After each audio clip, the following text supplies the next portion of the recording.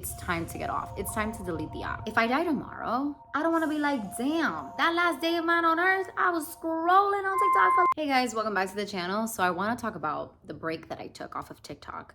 I took a break for about 5 months or so, and it really has changed my life or improved my life in many ways. And so I want to talk about that. But first, I figured that we would do like a little chit chat about what I've been into this last month, because I feel like it'll tell you a little bit about me. I have a crazy range of things that I listen to and watch and read, things that I consume that you wouldn't even like in the just wait. I just figured I'd start my videos, some of them, only once a month really, with the things that I'm currently into. So let's do that first. Netflix show that I'm watching is Nobody Wants This. With my husband, I've been watching it.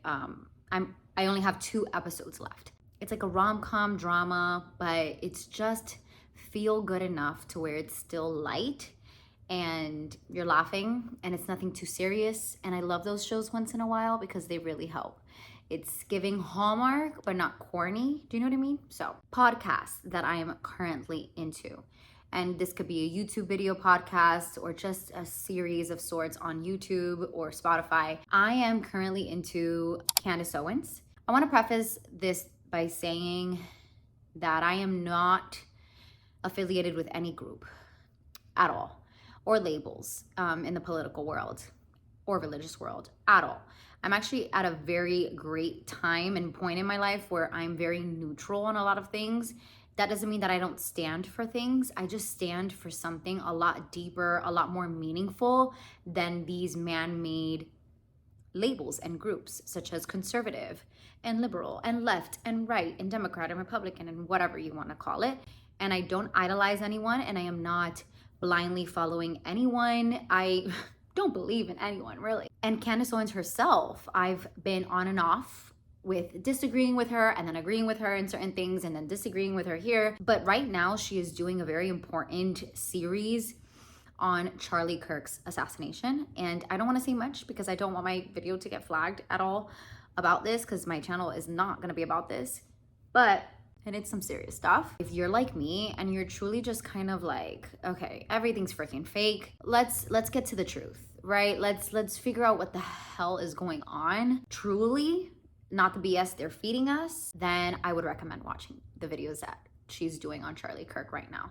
Okay, that's all I'm gonna say about it, because then it could go really deep, so I'm not doing it. Anything that gets too cult-like to me, I'm immediately out. Anything that gets too biased for me, I'm immediately signing off. And so right now, for now, the videos she's doing, I think, are very factual. This woman is doing investigative work that the FBI should be doing. I recommend it 100% for everyone to take their time to watch every single video she's done on that.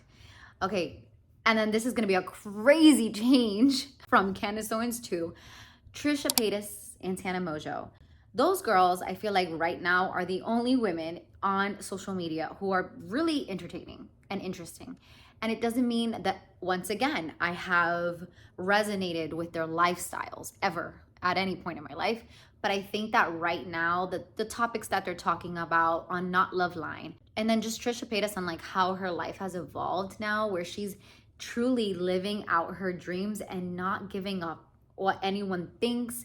I love it. Tana has found happiness and health. For me, again, I've been a YouTube watcher forever, and to see people who went from very unhealthy lives to almost completely healthy lives, right?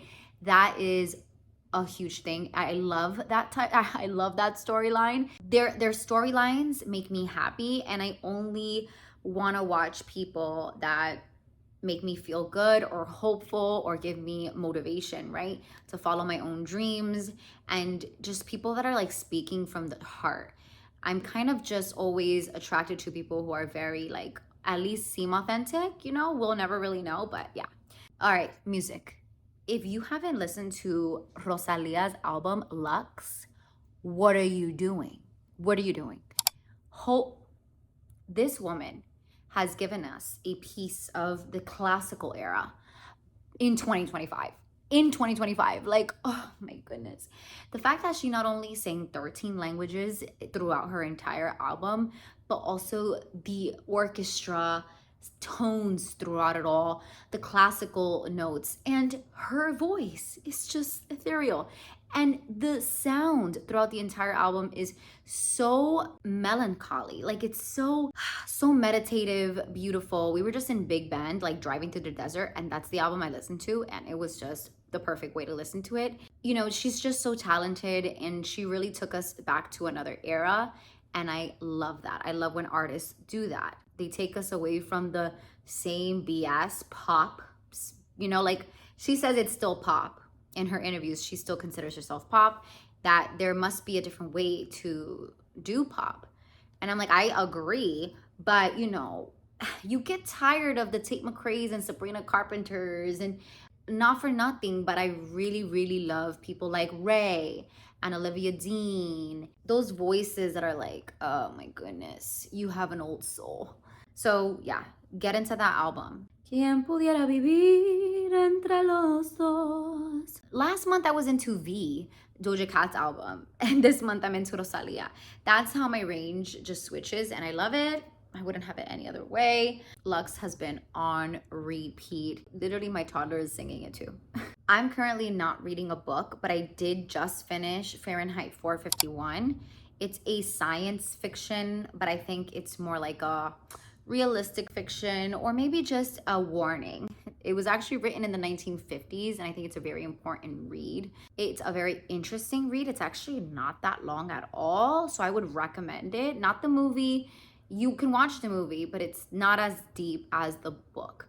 It was a really good read. A warning to us all about how the written word and reading books is actually our source of knowledge and power and unity and independence and just so much. Like a book about reading books. It's crazy. But I loved it. And then now I'm just into parenting books, so nothing too interesting. If I really think a book is important to share, then I will share it. Okay, now let's get into TikTok. So I was doing therapy a few months back, and I never really planned on sharing this, but I think it's important for people to realize that therapists, obviously everyone comes with a different issue. But at first, almost all therapists, depending on your issues, right? But most of them will tell you to use these very basic tools, the tools and the advices that we hear all the time about what can improve our mental health. What are those? Physical activity, of course. But the first ones are like journaling, writing, getting off of social media. My therapist straight up told me, girl, social media is the root of a lot of people's anxiety these days. And although we can have traumas and things in our lives, or maybe just actual real life issues that have caused our anxiety or depression or whatever, those are real things, right? But social media, my therapist was basically telling me that social media does not make it better at all. It makes it worse. And so I was like, you know what? I do think I need a break from TikTok. I never took a break from YouTube. I just took a break from TikTok. And these are the ways it has helped me. Some changes, I felt them right away. And other changes, I felt them later on in the span of like the 4 months. But I immediately felt relief.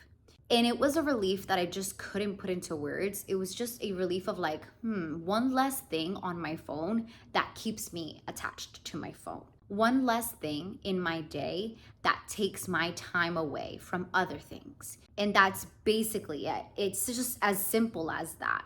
When you no longer have an app on your phone that's easily scrollable, if that's even a word, that you can easily scroll through and consume 20, 50 types of content in like 15 minutes. If you get rid of any app that is that on your phone, it will very much impact your life in a positive way. Because here's the thing. As much as people say that they don't doom scroll, that they don't scroll, or that their For You page is a positive one, it's not good for our brains, our attention spans, and just like life in general.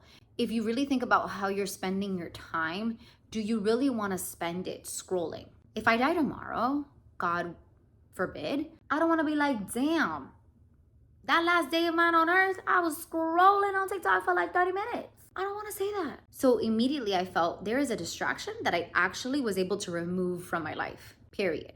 That was amazing. And then I started feeling a sense of self again, meaning I learned, or at least I remembered, to think for myself again, to think critically for myself again. And sure, sometimes listening to other people's think critically and share their opinions might ignite something in you to start opening up your mind too. But you should only do that so often, so much. You can't do that too much to the point where now all you ever think is about someone else's opinions rather than your own. That's very important. And I think that with short form content, whether we're talking about reels, TikTok, or shorts, I had gotten rid of Instagram 2 years ago. So I haven't been on Instagram for a while. I feel like it's just so boring.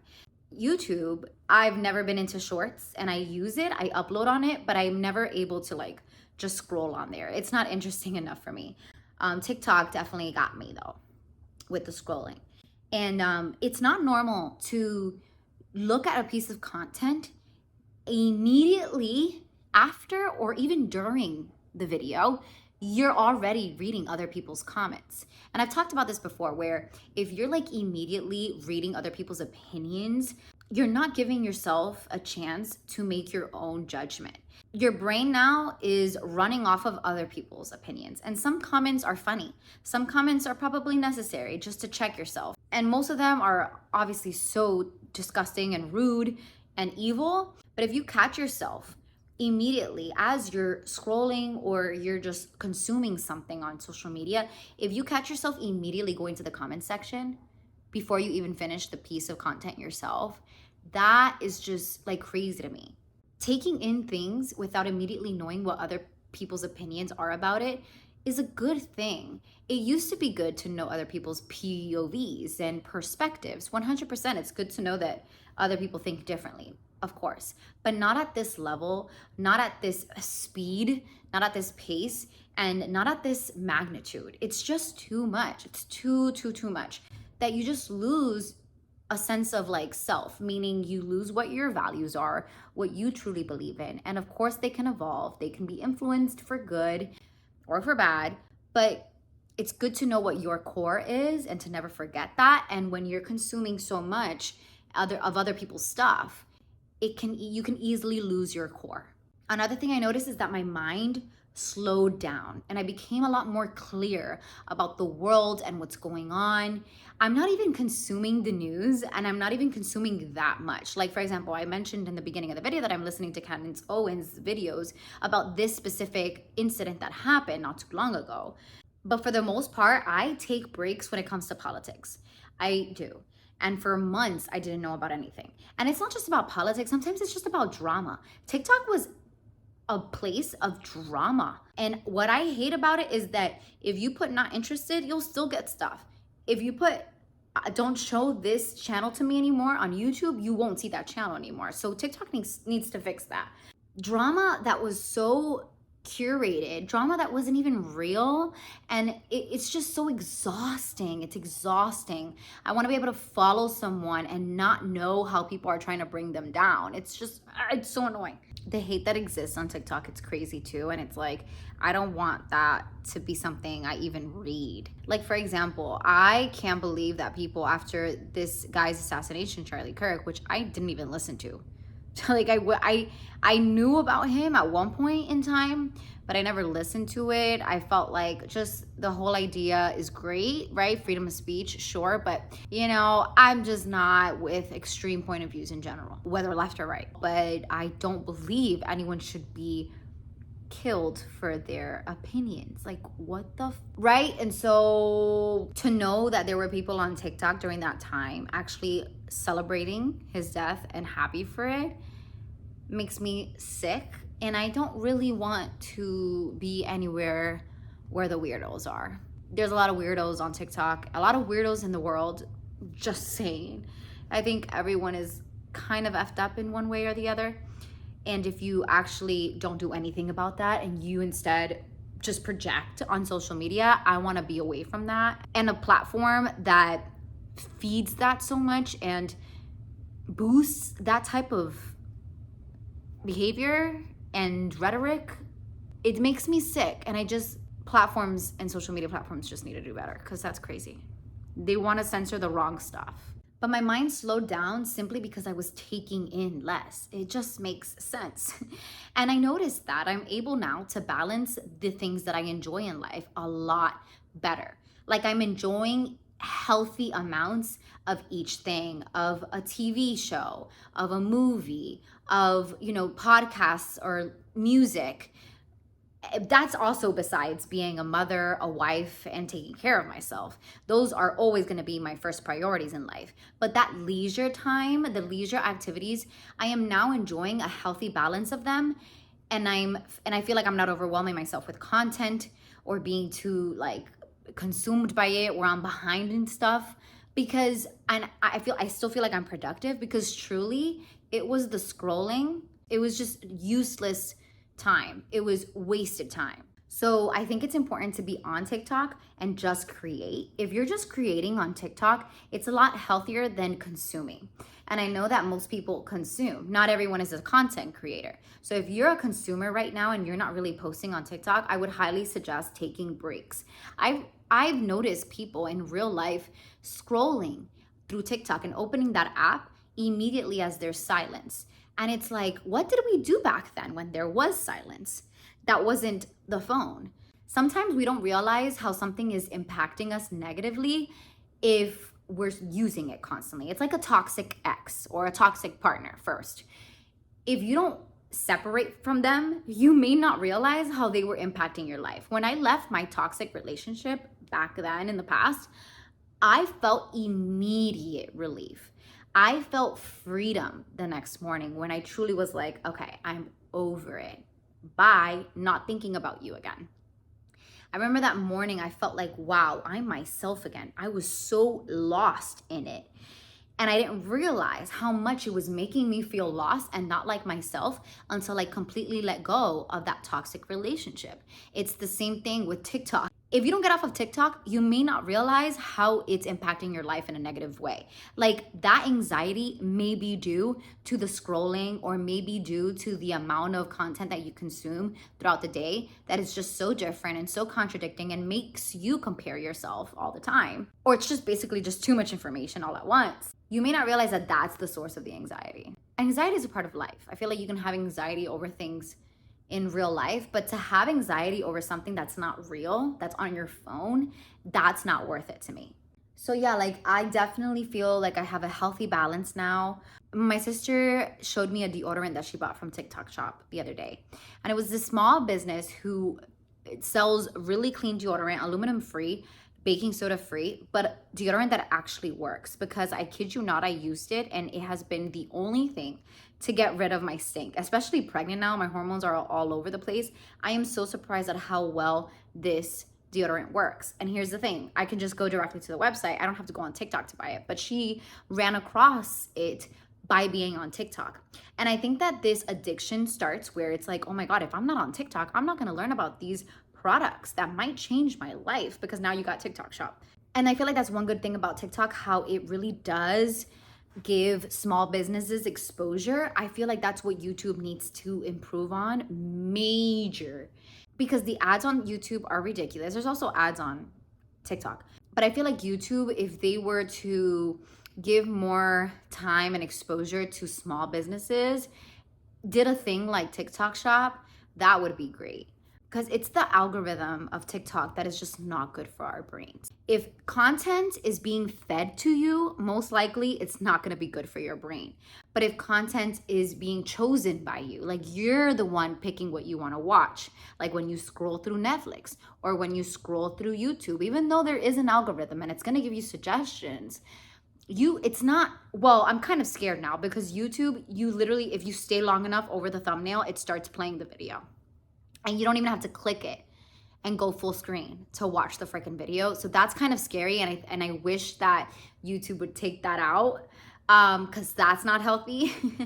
But at the same time, like, I really think that as long as the app doesn't take over your life, then you can handle it, manage it, great.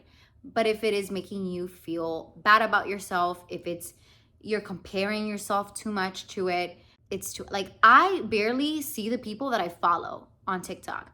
But on YouTube, I'm only seeing the people mostly that I am subscribed to for me. And then I even plan the content that I watch on YouTube. So like I'll set a time for YouTube every day and I'll be like, okay, I'm gonna catch up on this video. I'll watch later, whatever. I plan the YouTube videos. And also long form content is a lot better for our brains. It's more natural. And I was so sick of the short form tone that people use, like, come with me to do this. You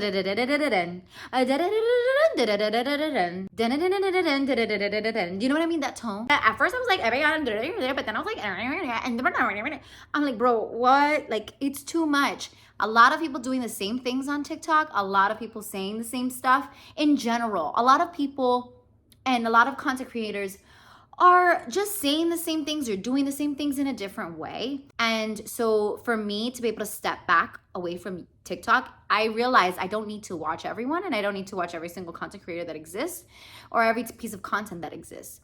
I just need to be picky and choosy with who I watch. I'm very particular and specific now with who I watch, like I used to be back in the day. And sometimes through a podcast, you'll learn different point of views, just like you would if you scroll for an hour on TikTok. Do you know what I mean? So it's like, what is healthier for your brain? What is the healthiest way for your brain to consume entertainment and content and intellectual content or brain rot content? Whatever it is, what is the healthiest way for your brain to consume that?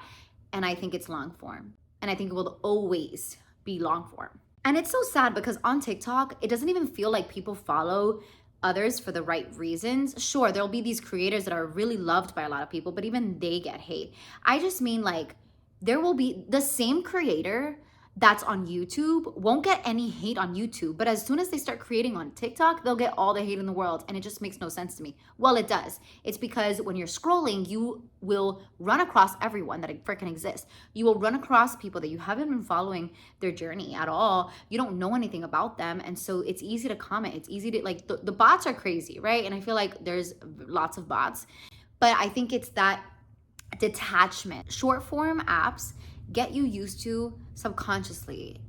They get you into that habit of receiving information and being fed information rather than you seeking it and searching for it like it used to be before Instagram, before like MySpace days. We would choose who we wanted to watch and see all the time because we would only see the people maybe that would be in our top 5, top 10, whatever, or actual friends. Instagram used to be that way when it started. And all these apps used to be like that. And now the algorithm is just like, no, we want your time as much as possible. It literally is the definition of trying to grab you and keep you and eventually get you addicted to this dopamine level that you're constantly reaching and hitting every time you scroll. There are so many emotions that you feel as you scroll. You can go from being angry to laughing to feeling sad within like 2 minutes of scrolling. And that can't be good for us. It really can't. It could be good for our nervous systems. And I cannot believe that just journaling, you know, having some silence to myself, not creating on TikTok and not consuming on TikTok really helped me. Knowing now how it feels to be off of TikTok, I never want to ruin this feeling. I feel like I used to feel back in the days, in the early 2000s or 2010, where we still didn't have our phones consuming our lives. It was there, but it wasn't like we were always on it. I remember passing by a school a few weeks ago. I passed by a high school, and you can see from the road, they were all in the parking lot. They were all outside, all the students, because I guess they were doing a practice fire drill. And I have never seen so many children, kids, teenagers with their heads down. It looked like they were praying, but they weren't. They were on their phones. The minute that they get a chance to go outside and use their phones, they will take that opportunity. Not talk to their friends, not take in some fresh air, look around, look up at the sky. And so if this generation can't get it together, what can we expect for our kids? If my daughter sees me on the phone, which she definitely will and definitely has, I don't want it to be because I'm scrolling on TikTok. I want it to be because maybe I'm editing a family photo or I'm posting something for myself and what I like doing. Like actually something that is productive or just conducive to my well-being and my happiness and my joy, not something that I'm literally being hypnotized. Like I literally am just like zoned out. No. If you catch yourself being zoned out in front of your children because you're scrolling on TikTok, it's time to get off. It's time to delete the app. I also found myself when I was creating on TikTok, just coming up with any opinion out of my ass that probably can change tomorrow. Or maybe it's not even something that I deeply feel. I just felt like maybe it would grab the attention and that's why I posted it. And don't be lying to yourself. We all do this, at least when we try to create content. A lot of us want to do the attention grabbing. And obviously that is a game that's being played on social media, but it really leaves you feeling empty.